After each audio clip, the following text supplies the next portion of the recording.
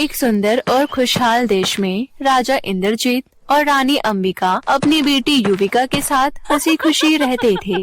युविका अपने माता पिता की आंखों का तारा थी। वहीं युविका भी अपने पिता राजा इंद्रजीत की तरह एक अच्छी घुड़सवार और योद्धा बनना चाहती थी।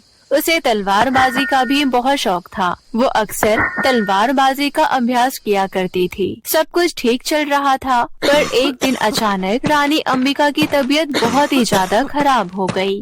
मेरी प्यारी लाडली, मैं बहुत दूर जा रही हूँ। अब मैं ज्यादा समय तक जिंदा नहीं रह पाऊंगी। माँ प्लीज आप ऐसा मत बोलो, आपको कुछ नहीं होगा। नहीं मेरी बच्ची, मेरे पास अब ज्यादा समय नहीं है। मैं जा रही हूँ, पर जाने से पहले मैं तुम्हें अपना हेयर पिन देकर जा रही हूँ। इसे सदा अपने पास रखना। ये कहते हुए रानी अंबिका ने अपने बालों में लगाया हुआ हेयर पिन उतारकर अपनी बेटी युविका के बालों में पहना दिया। उसके बाद सदा के लिए अपनी आंखें बंद कर ली। माँ के इस तरह अचानक चले जाने से युविका पूरी तरह टूट गई। वो माँ की अकस्मात मृत्यु के गम से अभी पूरी तरह उभर भी नहीं पाई थी कि तभी उसके पिता राजा इंद्रजीत ने दूसरी शादी कर ली। युविका की सौतेली माँ शकीरा बेहद खूबसूरत थी। हैरानी की बात थी, राजा इंद्रजीत शकीरा से बेहद प्यार करते थे। युविका ने शकीरा को कभी अपनी माँ नहीं माना। वो हमेशा उसे शक की निगाहों से देखा करती। एक रात राजकुमारी युविका को नींद नहीं आ रही थी। वो महल के हॉल में टहल रही थी। तभी उसे महल के तहखाने में जाते हुए किसी की परछाई दिखाई दी। उसने परछाई का पीछा किया। कुछ दिन बाद युविका के होश उड़ गए, क्योंकि उसने तहखाने में अपनी सौतेली माँ शकीरा को काला जादू करते हुए देखा। वो उस समय तो बहुत डर गई और वापस चुपचाप अपने कक्ष में चली गई। लेकिन अगली सुबह होते ही वो अपने पिता के पास गई और बोली, पिताजी मुझे आपसे कुछ कहना है। सौतेली माँ काला जादू करती है। मैंने कल तहखाने में उन्हें काला जादू करते हुए देखा था। आप उन्हें फौरन महल से बाहर निकाल दीजिए। मेरी प्यारी राजकुमारी, जरूर तुम्हें कोई गलत फहमी हुई है। नई माँ के बारे में ऐसा नहीं बोलते, वो आपकी माँ है। पर पिताजी मेरी बात तो सुनिए, मैं सच कह रही हूँ, मेरा विश्वास कीजिए। आपकी नई माँ बहुत अच्छी है। वो आपसे बहुत प्यार करती हैं। तुम कुछ पल उनके साथ बिताया करो, उन्हें अच्छा लगेगा। ये कहते हुए राजा इंद्रजीत युविका की बात को अनसुना कर अपने कक्ष में चले गए। ऐसे ही कुछ दिन बीत गए। फिर एक दिन अचानक राजा इंद्रजीत अचानक महल से गायब हो गए। ये खबर सुनती ही युविका घबराते हुए सौतेली माँ शकीरा के पास पहुँची और बोली, मेरे पिताजी कहाँ हैं? मुझे उनके पास ले चलो। जल्दी बताओ, तुमने मेरे पिताजी को कहाँ छुपा रखा है? ये तुम क्या कह रही हो? तुम्हारे पिताजी एक गंभीर बीमारी से जूझ रहे हैं। वो अपने आखिरी पल कहीं दूर बिताना चाहते हैं, इसलिए वो देश की बागडोर और तुम्हारी जिम्मेदारी मुझे सौंपकर कहीं दूर चले गए। वो कभी लौटकर नहीं आएंगे। हौसला रखो मेरी बच्ची, मैं हूँ ना। मैं पूरी कोशिश करूँगी तुम्हारा ख्याल रखने की। ये कहते हुए शकीरा रोने का ढोंग करने लगी। शकीरा की बात सुन युविका गुस्से से बोली, मुझे तुम्हारी बात पर बिल्कुल भी विश्वास नहीं है। तुमने जरूर पिताजी के साथ कुछ बुरा किया है, क्योंकि मैंने तुम्हें कई बार तहखाने में काला जादू करते हुए देखा है। मैं अपने पिता को ढूंढ कर लाऊंगी और तुझे कड़ी से कड़ी सजा दिलवाऊंगी। अगर तू मेरे बारे में इतना जान ही गई है, तो अब मुझे रोने का ढोंग करने की जरूरत नहीं। सैनिकों, इसे काल कोठरी में डाल दो। मैं भी देखती हूँ तो कैसे अपने पिता को ढूंढ कर लाती है। ये कहते हुए शकीरा जोर जोर से हंसने लगी। आदेश पाते ही सैनिकों ने राजकुमारी युविका को काल कोठरी में डाल दिया। तब युविका गुस्से से बोली, मुझे काल कोठरी से बाहर निकालो। सुना तूने? मैं तुझे जिंदा नहीं छोड़ूंगी, दुष्ट औरत। इतना कहकर युविका जोर जोर से चिल्लाने लगी, लेकिन किसी ने भी उसकी पुकार नहीं सुनी, क्योंकि महल के सभी सैनिक दुष्ट शकीरा के गुलाम बन चुके थे। ये देख उसने हिम्मत नहीं हारी और मन ही मन सोचा, मुझे कोई ना कोई रास्ता ढूंढना ही होगा इस काल कोठरी से बाहर निकलने के लिए, पर कैसे? वो ये सोच रही थी कि तभी उसे एक आवाज सुनाई दी। तुम परेशान मत हो युविका, मैं तुम्हारी मदद करूंगी। कौन है यहाँ? डरो नहीं युविका, मैं हूँ हेयर पिन। Hair pin? हाँ युविका, मैं जादुई हेयर पिन हूँ। अब तुम अकेली नहीं हो, मैं हूँ ना। मैं तुम्हें चुटकियों में इस काल कोठरी से बाहर निकाल दूंगी। बस तुम कुछ पल के लिए अपनी आंखें बंद कर लो। युविका ने जैसे ही अपनी आंखें बंद की, पलक झपकते ही वो काल कोठरी से दूर एक सुनसान जगह पर खड़ी थी। अरे वाह, तुमने तो कमाल कर दिया जादुई हेयर पिन। तुम्हारा बहुत बहुत शुक्रिया। अब मैं अपने पिताजी को जल्द ही ढूंढ लूंगी। ये कहते हुए युविका घने जंगल की ओर बढ़ती चली गई।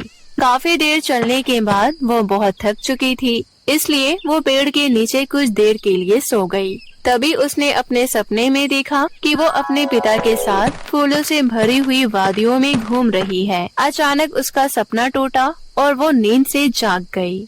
ओह, ये मैं कैसे भूल गई। पिताजी को फूलों से भरी हुई वादियाँ बहुत पसंद थी। शायद वो जरूर वहाँ गए होंगे। मुझे चलकर एक बार वहाँ देखना चाहिए। इतना सोचकर युविका खुश होते हुए फूलों की वादियों की तरफ दौड़ी। जब वो वहाँ पहुँची तो वो जोर जोर से अपने पिता को पुकारने लगी। पिताजी, मैं आ गई, आपकी प्यारी राजकुमारी युविका। अगर आप यहाँ हैं तो प्लीज बाहर आइए, मैं आपको लेने आई हूँ। ये कहते हुए युविका ने काफी देर तक अपने पिता को पुकारा, पर उसे उसके पिता कहीं नहीं दिखाई दिए। तभी अचानक उसके सामने एक बहुत बड़ा राक्षस आया। ये देख युविका घबरा गई और डर कर वहाँ से भागने लगी। फिर एक पेड़ के पीछे छिप गई। तभी उसने राक्षस को रोते हुए देखा। वो बुरी तरह चिल्ला रहा था। युविका से ये सब देखा नहीं गया। वो हिम्मत कर राक्षस के पास गई और बोली, तुम रो क्यों रहे हो? प्लीज मेरी मदद करो। मेरे गले में जो हार है उसे तोड़ दो, वरना मैं बेगुनाह इंसानों को मार डालूंगा। प्लीज मेरी मदद करो। ठीक है, मैं तुम्हारी मदद करूंगी, पर मैं इतने मजबूत हार को तोड़ूं कैसे? तभी जादुई हेयर पिन से आवाज आई, युविका फिकर नॉट, मैं हूँ ना। मेरे होते हुए तुम्हें परेशान होने की जरूरत नहीं। ये कहते हुए जादुई हेयर पिन एक तलवार में बदल गई। ये देख युविका दंग रह गई। अब मुझे ऐसे ही देखती रहोगी या इस्तेमाल भी करोगी? जल्दी से हार के 2 टुकड़े कर दो। उफ, मैं तुम्हें भूल गई। तुम तो मेरी माँ की दी हुई जादुई हेयर पिन हो। युविका ने फौरन तलवार उठाया और राक्षस के गले में पहने हुए हार के 2 टुकड़े कर दिए। हार के टुकड़े होते ही चारों तरफ धुआं उठा और भयानक राक्षस राजा इंद्रजीत में बदल गया। ओह, मैं अपने असली रूप में वापस आ गया। बेटी, तुम्हारा बहुत बहुत धन्यवाद। पिताजी, आप राक्षस के रूप में? बेटी, मुझे माफ कर दो, मैंने तुम्हारी बात नहीं मानी। दरअसल शकीरा एक दुष्ट जादूगरनी है। उसने अपने काले जादू से मुझे अपने वश में कर लिया था, इसलिए हमेशा मैं उसकी सारी बात मानता था। फिर एक रात उसने मुझे काला जादू किया हुआ हार पहनने को कहा। हार पहनते ही मेरे पूरे शरीर में दर्द होने लगा और मैं एक भयानक राक्षस में बदल गया। इसलिए मैं मजबूर होकर महल छोड़कर यहाँ भाग आया, ताकि कोई मुझे इस रूप में न देख पाए और न ही मैं किसी को कोई नुकसान पहुँचा पाऊँ।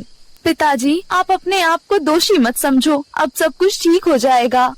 युविका अपने पिता को वापस पाकर बहुत खुश थी। दोनों आपस में बातें कर ही रहे थे कि तभी वहाँ एक भयानक हंसी गूंज उठी और जादूगरनी शकीरा प्रकट हुई। आखिर तुम दोनों बाप बेटी का मिलाप हो ही गया। चलो, अब तुम दोनों मरने के लिए तैयार हो जाओ। बाकी बातें ऊपर जाकर एक साथ कर लेना। ये कहते हुए शकीरा ने युविका पर वार किया, लेकिन तभी राजा इंद्रजीत अपनी बेटी को बचाने बीच में आ गए और खुद बुरी तरह घायल हो गए। ये देख युविका गुस्से से बौखला गई।